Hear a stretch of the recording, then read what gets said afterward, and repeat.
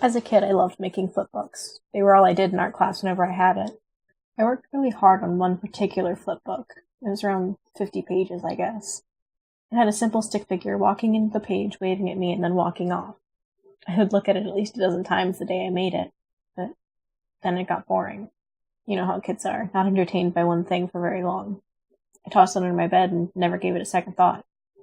A few months later, I was cleaning up my room and swept a stack of paper out from under my bed. I couldn't quite remember what it was.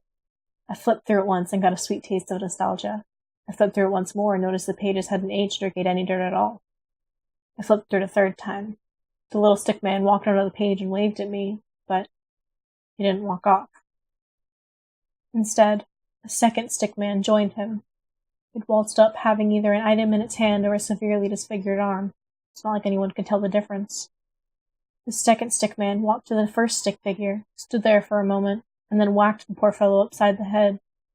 The stick figure fell, and the second stick man swung his stick at the other man, again, and again, and again.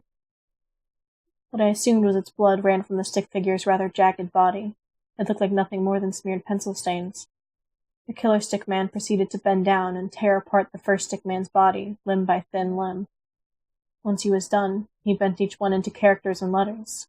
He set them upon the page to form a single word. He grabbed the base of his own round head and tore it off. Then he tore off his legs and one of his arms. His zigzagged body parts formed themselves into the second word. What I read made me burn the flipbook. You're next.